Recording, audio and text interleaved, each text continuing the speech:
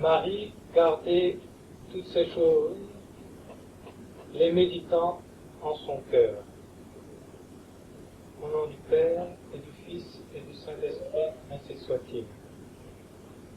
C'est donc aujourd'hui la solennité de Notre-Dame du Saint-Rosaire. Mais c'est également la commémoration de Notre-Dame des Victoires.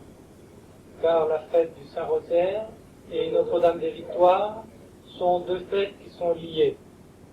Tout simplement parce que dans l'histoire, le rosaire est lié à des temps très calamiteux pour la Sainte Église, et le rosaire a entraîné, après ces temps calamiteux, de grandes victoires. La première, celle qui nous a valu le rosaire des mains de la Très Sainte Vierge Marie par Saint Dominique, ça a été l'écrasement de l'hérésie des Albigeois par la prédication des mystères du rosaire. Puis il y a eu la victoire navale de l'Épande sur les Turcs grâce à Saint Pie V qui a fait dans le monde entier prier les confrères du rosaire pour obtenir cette victoire. Et puis il y a eu encore la victoire sur les Turcs remportée à Vienne. Donc le rosaire, tant calamiteux pour l'Église, et victoire pour l'Église.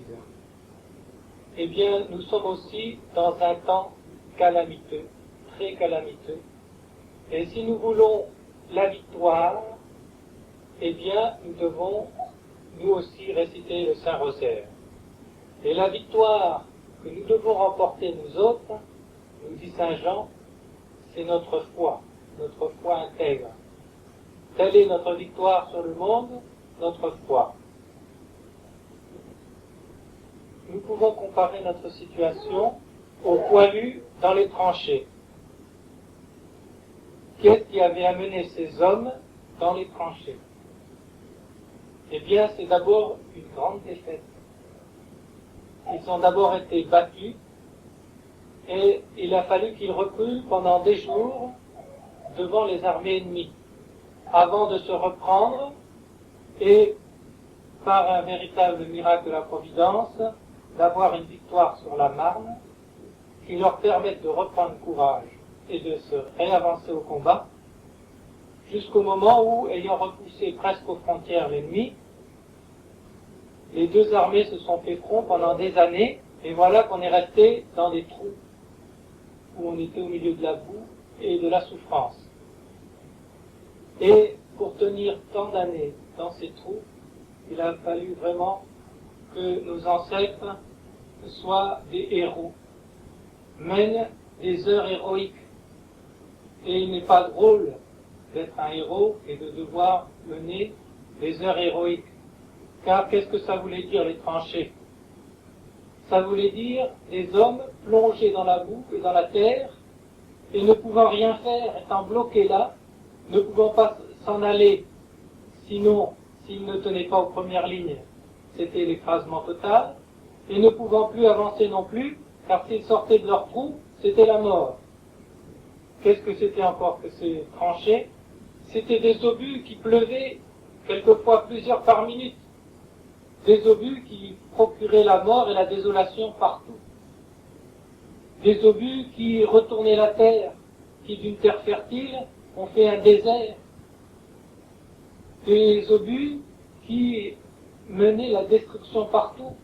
Vous aviez là une jolie petite église, eh bien, 1, 2, 3 obus, il n'en restait plus que des ruines. Vous aviez là un joli endroit de promenade, une cinquantaine d'obus, et c'était transformé en un terrain impraticable. Vous aviez là des terrains cultivables riches, on ne pouvait même plus passer la charrue sans sauter, et cela pendant des dizaines d'années après. C'était la mort et la désolation partout. Et ces hommes, malgré tout, ont tenu. Chaque minute pour eux, c'était des nouvelles bombes qui tombaient, des nouvelles désolations. On apprenait partout des nouvelles de mort. Et ce qui était d'autant plus éprouvant pour ces soldats, c'est que ceux pour qui ils se battaient menaient la fête un petit peu plus loin dans les arrières, notamment à Paris. Et quand ils allaient en permission, eh bien ils voyaient mener la fête alors qu'eux étaient dans une telle souffrance. Eh bien, si on reporte toutes ces peines morales, toutes ces peines physiques, à notre situation, nous sommes comme des chrétiens dans les tranchées aux premières lignes, bloqués, ne pouvant ni reculer ni avancer, étant obligés de nous terrer, n'apprenant partout que des destructions, une bombe qui tombe par-ci, une bombe qui tombe par-là, un tel qui tombe, un deuxième qui tombe, et un autre, et un autre, et un nombre toujours plus réduit, et comme les poilus, ça dure, ça dure, ça dure, ça dure, et on n'en voit pas la fin.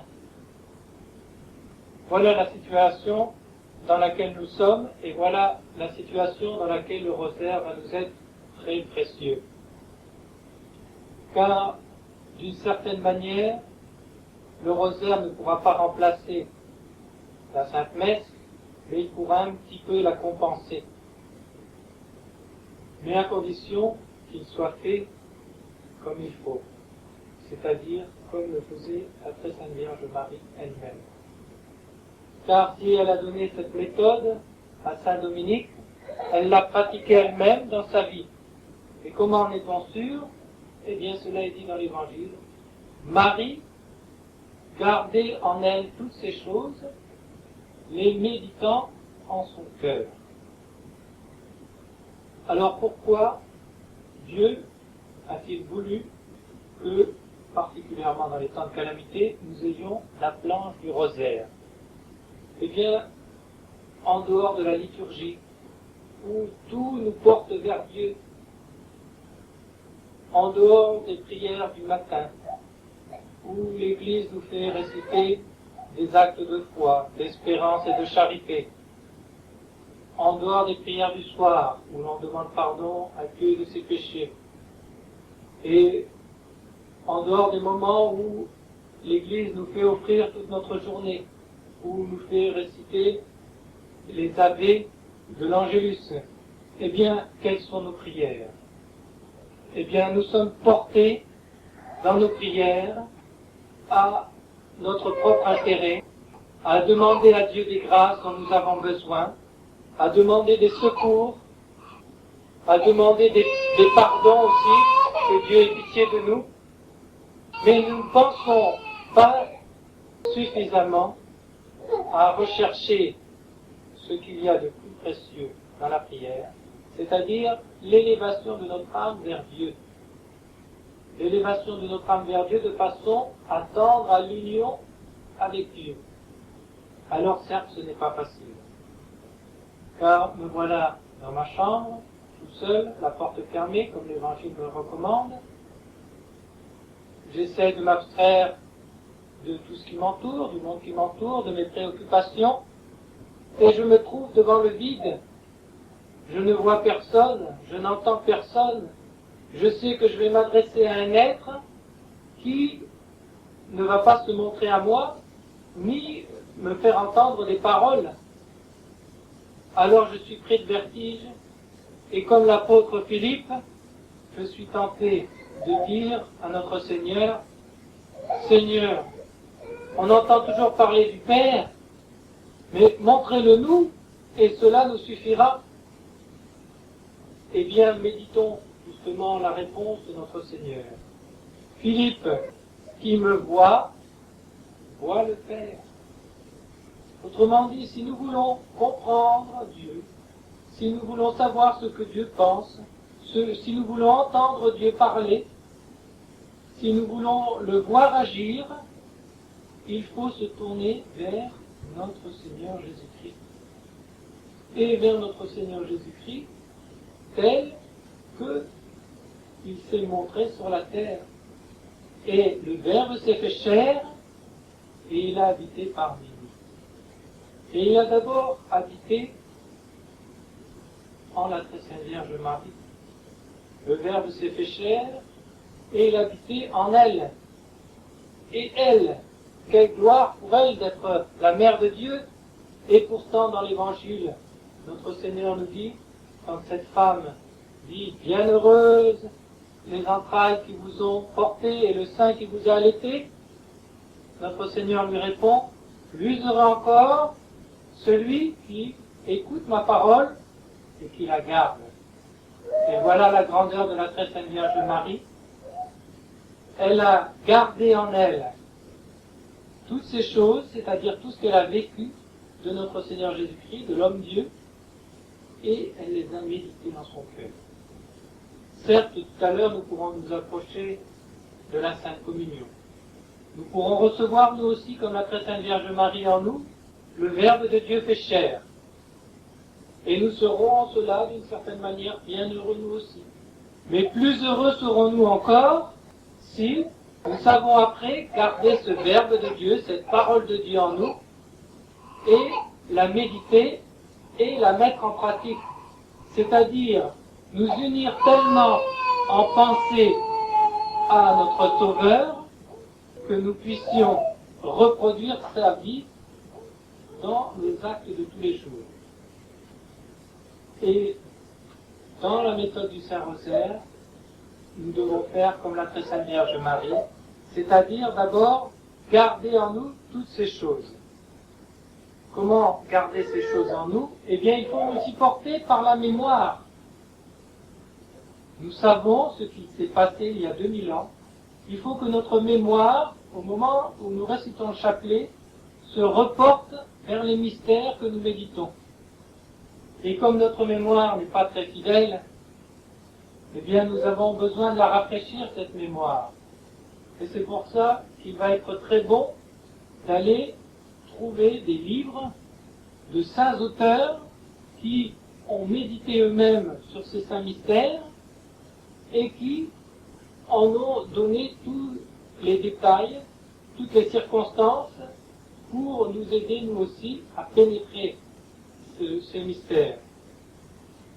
Et puis une fois que nous aurons rappelé ce mystère à la mémoire, eh bien il va falloir le méditer. Et comment va-t-on faire pour méditer?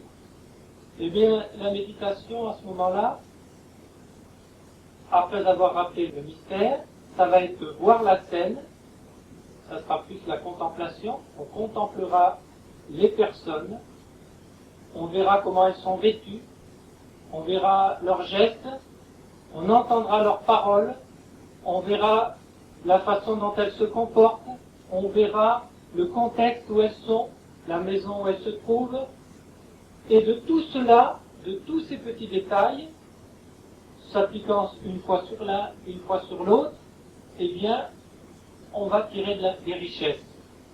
Et comment on va en tirer des richesses? En faisant comme les petits enfants, en se posant des questions. Car, comme nous dit saint Paul, quasi geniti infantes, vous êtes engendrés comme des petits enfants. Vous serez adultes dans les choses de Dieu que lorsque vous serez au ciel. Mais ici-bas, vous n'êtes que des petits enfants, alors il faut se poser des questions comme les petits enfants. Mais pourquoi notre Seigneur est habillé de cette façon? Pourquoi il a voulu que la très sainte Vierge Marie soit habillée de cette façon? Pourquoi a-t-il voulu naître dans cette famille qui est si pauvre? Pourquoi a-t-il voulu passer 30 ans d'une façon qui paraît perdue pour nous à mener la vie d'un simple charpentier avec son père adoptif Saint Joseph? Pourquoi a-t-il voulu attendre 30 ans pour cette fois-ci sortir en public et parler? Et pourquoi, quand il est sorti en public, n'est-il pas venu à cheval avec une escorte? Pourquoi a-t-il marché à pied, pieds nus? Pourquoi a-t-il voulu pouvoir dire que les renards avaient des tanières et les oiseaux des nids, et que lui n'avait pas une pierre où reposer la tête? Et puis à force de me poser des questions, de voir tous les petits détails, et pourquoi notre Seigneur s'est arrêté à l'heure de midi devant une fontaine? Pourquoi a-t-il voulu être fatigué? Lui qui était le Verbe de Dieu, pourquoi a-t-il voulu avoir soif? Pourquoi a-t-il voulu que ce soit une femme pécheresse qui vienne puiser de l'eau? Pourquoi lui a-t-il parlé comme il lui a parlé? Pourquoi lui a-t-il dit cette parole-là? Pourquoi n'a-t-il pas répondu dans telle circonstance? Pourquoi a-t-il répondu telle chose dans telle autre circonstance? Et à force de méditer cette chose régulièrement, on voit un détail une fois, un détail une autre, et on s'imbibe de l'esprit de notre Seigneur Jésus-Christ, et on devient chrétien. Car être chrétien, c'est devenir d'autres Christ. Et donc reproduire en nous la vie de notre Seigneur, non pas la vie dans ses actes mêmes, mais dans son esprit. C'est l'esprit de notre Seigneur qui doit vivre en nous. Notre Seigneur doit vivre en nous, parce que nous devons être en état de grâce, et quand on est en état de grâce, on a en soi toute la Sainte Trinité, le Père, le Fils et le Saint-Esprit. Mais non seulement il doit habiter en nous, et on doit le garder en nous pour être bienheureux, mais on doit aussi en vivre de son esprit. Et voilà la richesse du rosaire, voilà à quoi le Saint-Rosaire doit nous conduire. Eh bien, demandons à la très Sainte Vierge Marie, qui a si bien pratiqué cette dévotion, de nous apprendre, nous aussi, à garder en nous la parole de Dieu. Et pour pouvoir la garder, eh bien, à aller continuellement la chercher. Mais qu'est-ce que ça implique de pouvoir s'imbiber ainsi de la pensée de notre Seigneur? On ne peut pas s'imbiber de la pensée de notre Seigneur si on est imbibé des pensées du monde. On est dans une société qui nous imbibe d'un esprit qui est différent de celui de notre Seigneur. Non seulement qui est différent, mais qui est opposé à celui de notre Seigneur. Et donc, pour pouvoir s'imbiber de cet esprit de notre Seigneur, il va falloir se purger de l'esprit du monde. Il va falloir le plus possible s'écarter de cette ambiance du monde. On ne peut pas le faire continuellement, on est bien obligé d'aller travailler. On est bien obligé de passer des heures avec des gens qui nous donnent de mauvais exemples, qui nous entraînent à agir d'une façon qui est contraire à notre Seigneur. Eh bien, il va falloir lutter et s'en garder le plus possible. Mais néanmoins, nous devons savoir que tout ce que nous faisons en dehors de ce que nous faisons pour notre Seigneur Jésus-Christ est perdu pour toujours. Vis-à-vis de l'éternité, vis-à-vis des mérites surnaturels, c'est perdu. Les journées que nous avons ne sont remplies que des minutes que nous passons à travailler pour notre Seigneur Jésus-Christ. Tout ce que nous faisons en dehors, ça ne compte rien. Ça ne compte rien, sauf si nous faisons tout pour notre Seigneur Jésus-Christ, y compris ces choses extérieures. Car si chaque matin nous offrons notre journée, si avant d'aller au travail, nous disons à notre Seigneur, pendant mon travail, je ne pourrai pas penser à vous de façon régulière et habituelle, car sinon je serai distrait dans mon travail. Je vais être obligé de mettre toute mon attention, surtout si j'ai un travail intellectuel, dans le travail que je dois faire. Néanmoins, je vais m'appliquer à mettre toute mon attention dans ce travail pour vous plaire, parce que telle est votre sainte volonté. Eh bien, si on offre ainsi ces journées, si on pense à œuvrer ainsi pour notre Seigneur, alors toutes nos minutes sont remplies pour notre Seigneur Jésus-Christ. Mais si on ne le fait pas, eh bien, elles ne sont pas remplies du tout. Ce sont des minutes qui sont perdues pour l'éternité. Et puisqu'on a encore un havre de paix, c'est notre maison. On déplore souvent, et avec raison, que l'État ne soit plus chrétien, que sur l'État, le Christ roi ne règne plus. Eh bien, il y a un État dans lequel notre Seigneur peut régner, c'est l'état de notre âme. Il dépend de nous que notre Seigneur règne dans l'état de notre âme. Il dépend de nous que notre Seigneur règne dans notre maison, dans notre intérieur. Et si nous sommes chefs de famille, il dépend de nous que notre Seigneur Jésus-Christ règne dans notre famille. On a souvent l'impression, justement, quand on prie, qu'on ne fait rien. Et donc on perd son temps. Mais c'est le contraire. C'est à ce moment-là qu'on fait ce pourquoi on a été créé. On est créé pour s'unir à notre Seigneur. Tout le reste, manger, dormir, boire, travailler, se détendre, ce n'est fait que comme des moyens pour nous unir à notre Seigneur. C'est ça qui est secondaire. ce qui est le plus important, c'est ce travail d'union à notre Seigneur. Alors, on a un arbre de paix. Si on y remet le monde et l'esprit du monde avec des appareils qui vous remettent le spectacle du monde sous les yeux, oh mon Dieu, mais alors pourquoi vous donnez-vous tant de mal pour vous garder dans le monde, pour le remettre encore à la maison? Au contraire, dans la famille, nous avons un arbre de paix. Il faut que toutes nos pensées soient surnaturelles, même dans le monde. Mais à la maison, c'est beaucoup plus facile.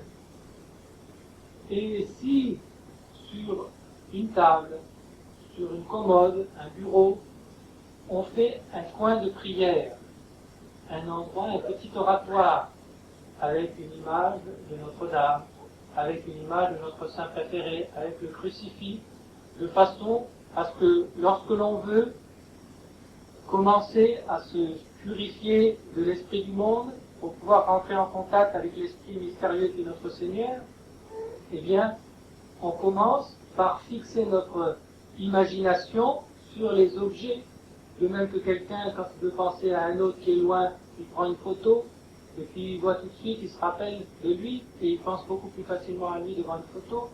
Eh bien, devant l'image de la Sainte Vierge, devant l'image de notre Seigneur, devant ce point de prière, on peut prier beaucoup plus facilement. Voilà donc ce que nous devons faire. Voilà où nous devons passer notre temps libre devant ce petit oratoire que nous nous serons fait. Et si nous ne pouvons pas le faire d'une façon matérielle, nous devons le faire au moins d'une façon intérieure. Et là, nous mènerons vraiment, nous commencerons à mener ce qu'on appelle la vie intérieure. Et la vie intérieure, c'est proprement la vie du chrétien. La vie extérieure, nutritive, etc., c'est la vie de l'homme, de l'humain, qui, dans un certain sens, dans toutes les choses matérielles, lui sont communs avec les animaux. Dans les choses de l'esprit profane, ils sont communs avec les autres hommes, avec les païens, etc. Et ce qui est la vie propre du chrétien, c'est la vie intérieure.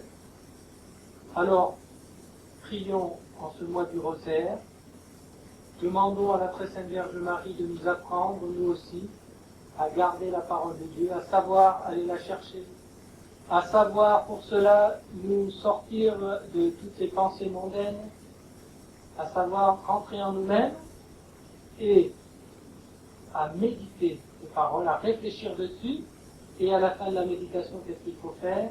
Il faut faire des actes d'affection envers notre Seigneur, envers le Sacré-Cœur de Jésus, envers toute la très sainte Trinité, des actes d'amour de Dieu, des actes d'espérance, des actes de foi. Voilà sur quoi doit porter notre vie intérieure, de façon à ce que, comme la très sainte Vierge Marie, nous puissions mériter ces belles paroles de notre Seigneur. Bienheureux êtes-vous, non seulement de pouvoir encore me recevoir dans la Sainte Hostie, mais bien plus heureux si vous gardez ma parole et si vous la mettez en pratique.